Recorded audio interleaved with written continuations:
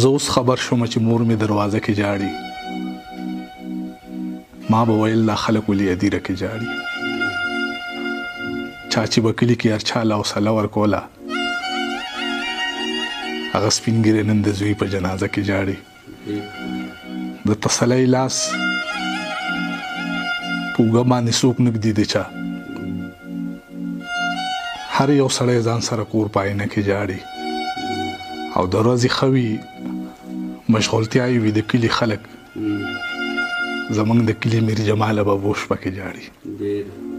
ژوند مو د لمبو په تار تړلی دی او خاندو. ژوند مو د لمبو په تار تړلی دی او خاندو. زړه مو د حالاتو نه چاودلی دی او خاندو. او زمونږ د درد پرستو په مخونو پسې مه ځه، اور مو په سینه پورې نیولی دی او خاندو. یو ستم دی چې په مونږ جانان نه دی کړی، کم یو ستم دی چې په مونږ جانان نه دی کړی او بیا هم مسکي و بیا هم مونږ خفګان نه دی کړی. ما د وړو په شان چې وژړل نه ویې خندل، ما د وړو په شان چې وژړل نه ویې خندل. ما په ژړا کې هم ملګرو تاوان نه دی کړی.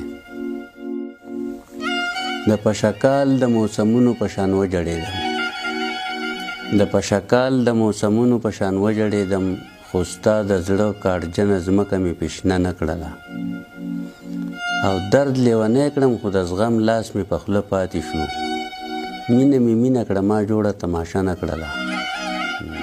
په غم لړلي خوارو زار سپېره سپېره ژوندونه، د زهرو بوټه تا تڼاکې مې کړه خوله ژوندونه. او هر یو ارمان مې سلګۍ وکړې وچې شونډې مړ شو. د دوزخي عمل کوي را سره ته ژوندونه.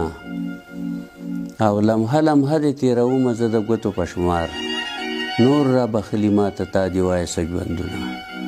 او کاروان د وخت څومره په تېښته ځي منزل ته رسي، اوده تې پاتې شوې د قیس اوده اوده ژوندونه.